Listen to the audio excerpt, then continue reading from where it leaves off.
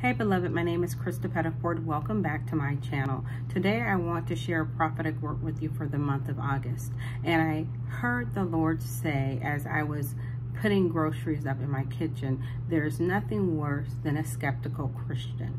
And I had to go look the word up because I thought, I've heard of murmuring, I've heard of complaining. We hear about that in Numbers and Deuteronomy when the children of Israel are in the wilderness and they murmur and they complain against the Lord.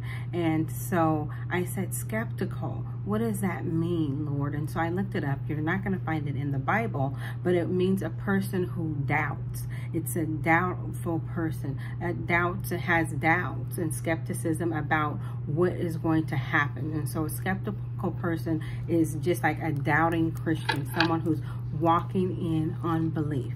Someone who is skeptical about everything that God says to them. And then I heard him say that your skepticism is contagious.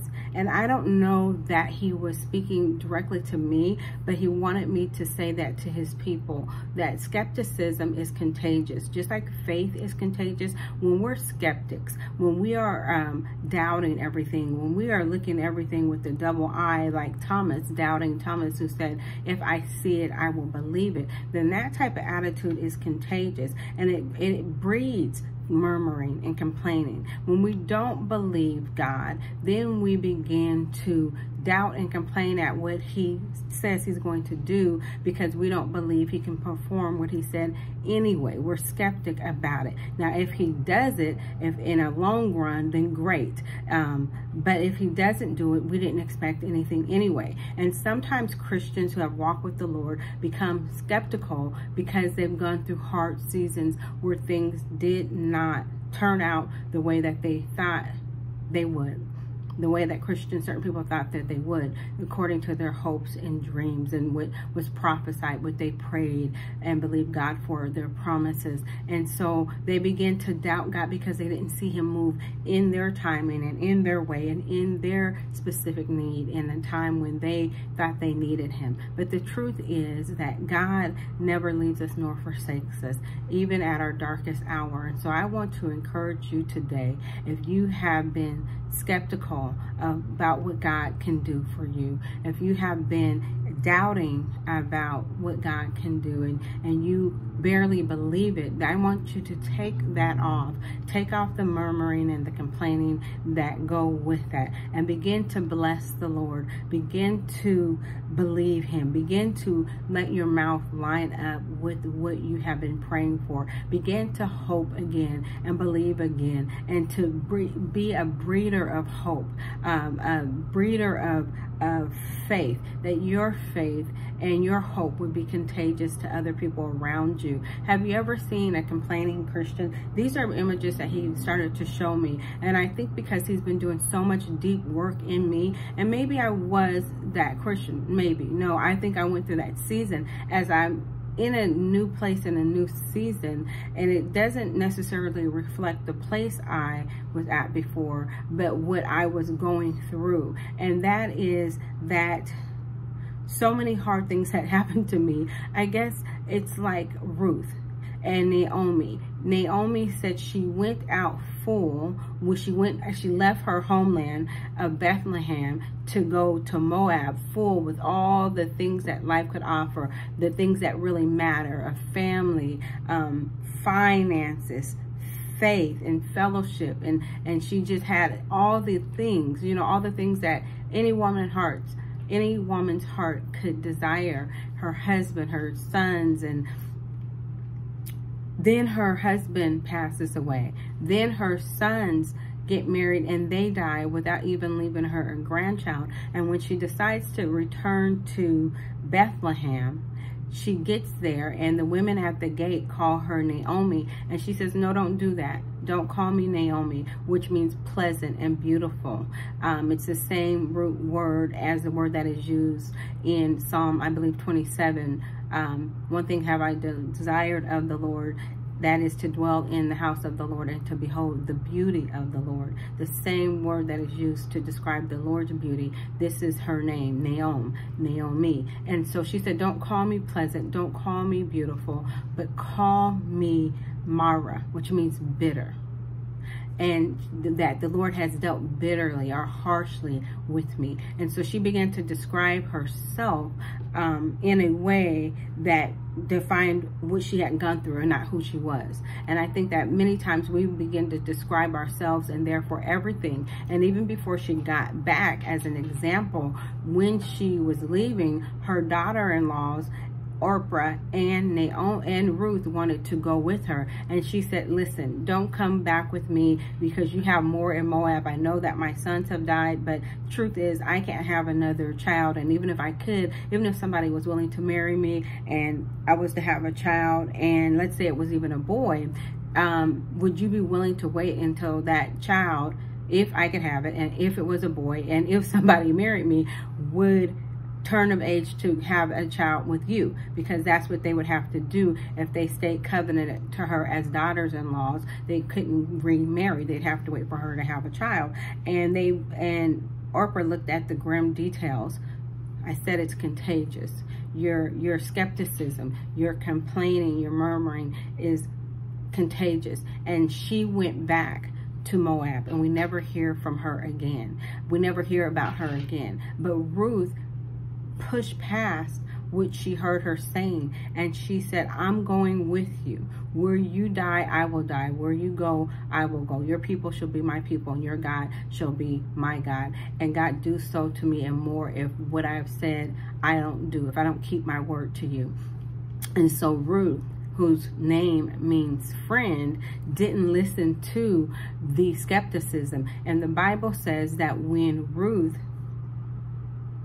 Naomi saw that Ruth's faith was persistent, that she was not going to turn back, let me just go there, that she was not going to go back, that she decided to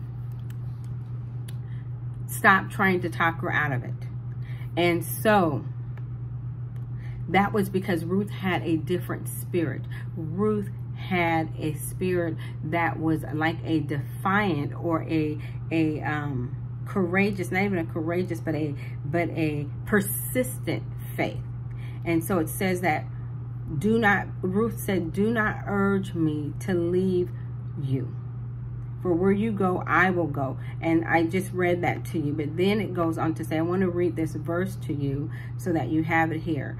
And it says here, and when Naomi saw that she was determined, she had a determined faith to go with her, she said no more. Another version says she left off from trying to convince her to stay.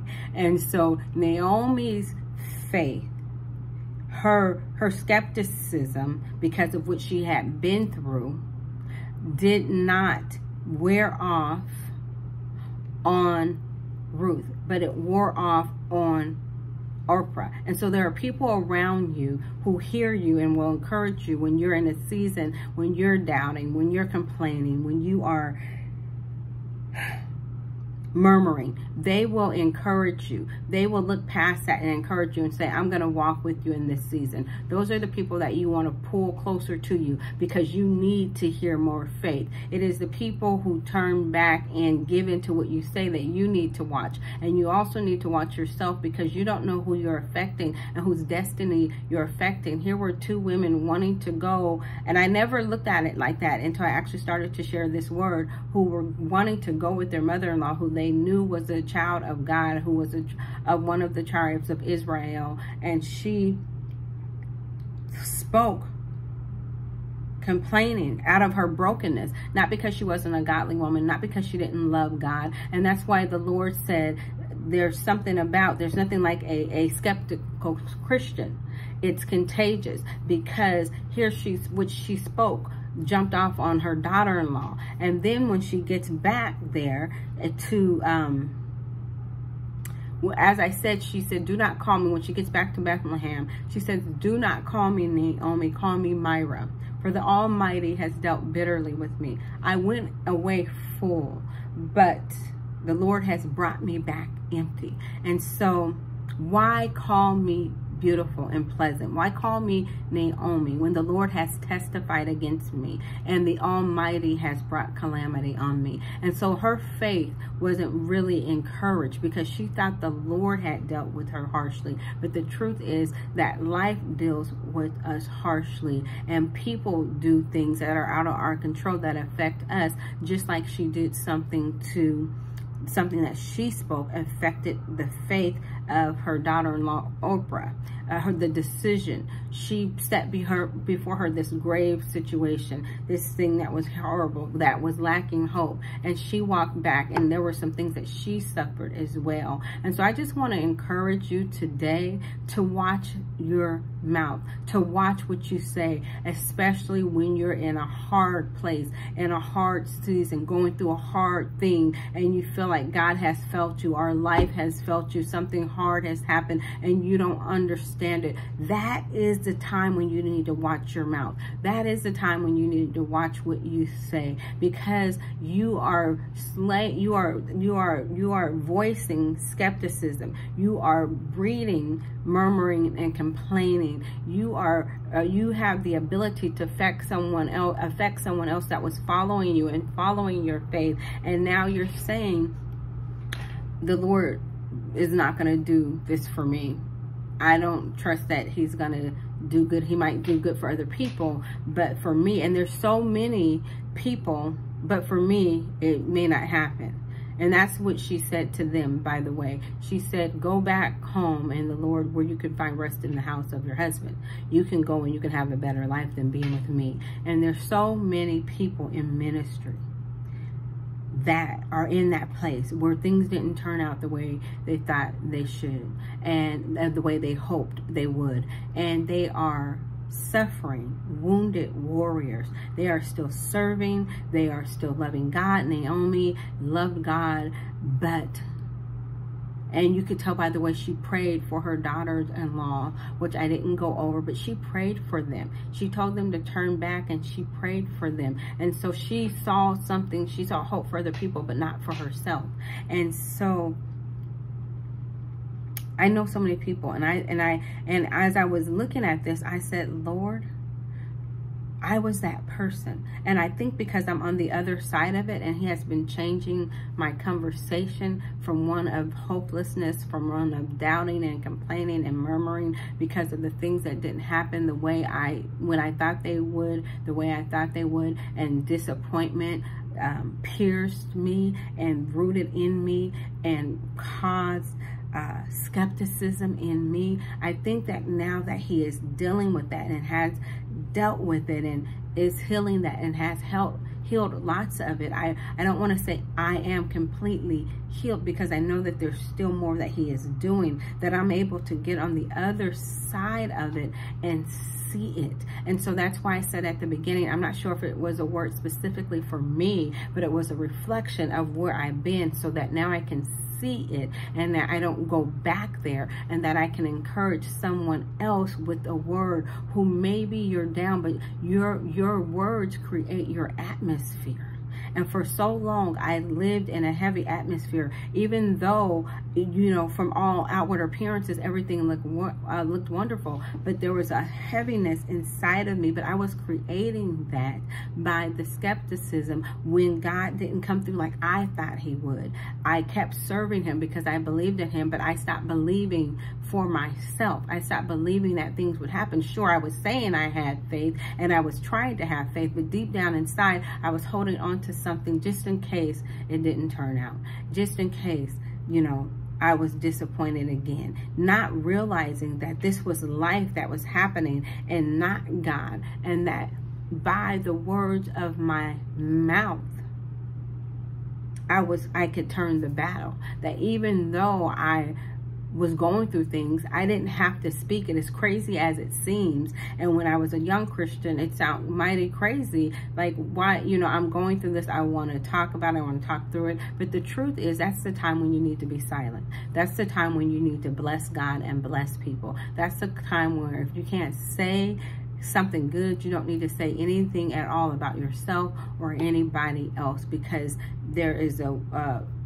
things are weighing in the balance. And so you want to be still and know that he is God. And that means your mouth too. Hold your peace. When Jesus talks about holding your peace, and he says, peace, be still to the waves and the sea and the storm, he's commanding them to be silent. And so we can hold our peace. We can hold it in. And so I just want to encourage you to hold your peace. If you're in a season of brokenness, if you're in a season where you're in a wilderness that God has ordained you to go through, instead of murmuring and complaining and getting stuck there for 40 years, the children of Israel got stuck in the wilderness for 40 years for murmuring and complaining. That is how serious it is. So I encourage you not to do that, because it keeps us stuck. And then we wonder why we're stuck.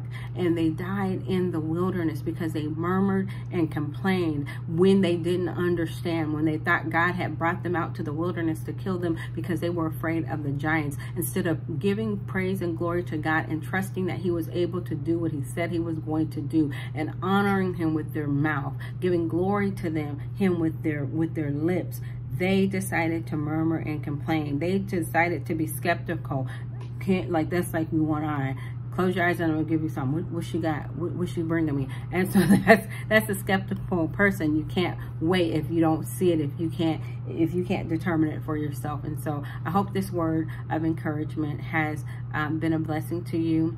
And please like and subscribe and share this video. God bless you. See you next time.